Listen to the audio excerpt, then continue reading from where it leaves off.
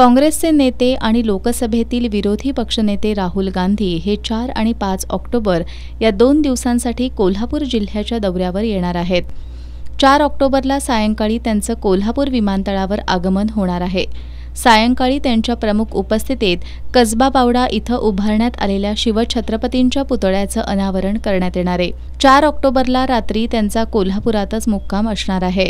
5 October रोजी सकाळी खासदार राहुल गांधी हे राजर्षी शाहू महाराजांच्या समाधीस्थळाला भेट देणार आहेत। समाधीस्थळाचं दर्शन झाल्यानंतर ते 1000हून अधिक निमंत्रितांची उपस्थिती असणाऱ्या संविधान संमेलनाला उपस्थित राहणार आहेत। आमदार सतेज पाटील यांनी पत्रकार बैठकीत ही माहिती दिली। राहुल गांधीजींचा मुक्काम हा कोल्हापूरमध्ये असणार आहे।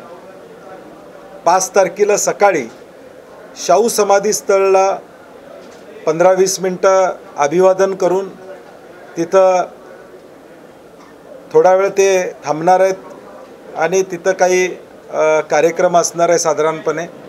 तो झाल्यानंतर त्याच दिवशी न्याय संविधान सम्मान संमेलन या पद्धतीनं देशामध्ये अनेक संमेलनं चालू आहेत, ज्यामध्ये सर्व धर्माचे लोक NGOज हे एकत्रित येतात आणि त्या संमेलनाला ते 2 तास उपस्थित राहून त्या लोकांशी राज्यातनं आलेल्या 1000 लोकांशी संवाद साधतील।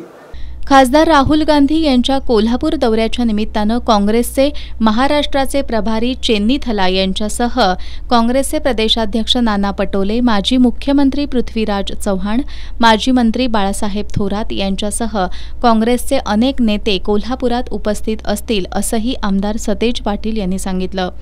आज काँग्रेस कमिटी कार्यालयात खासदार राहुल गांधी यांच्या दौऱ्याची माहिती देण्यासाठी आयोजित पत्रकार परिषदेला खासदार शाहू महाराज छत्रपती, आमदार राजूबाबा आवळे, आमदार जयश्री जाधव, आमदार जयंत आसगावकर, जिल्हा परिषदेचे माजी अध्यक्ष राहुल पाटील, गोकुळचे संचालक चेतन नरके, करणसिंह गायकवाड आदी उपस्थित होते।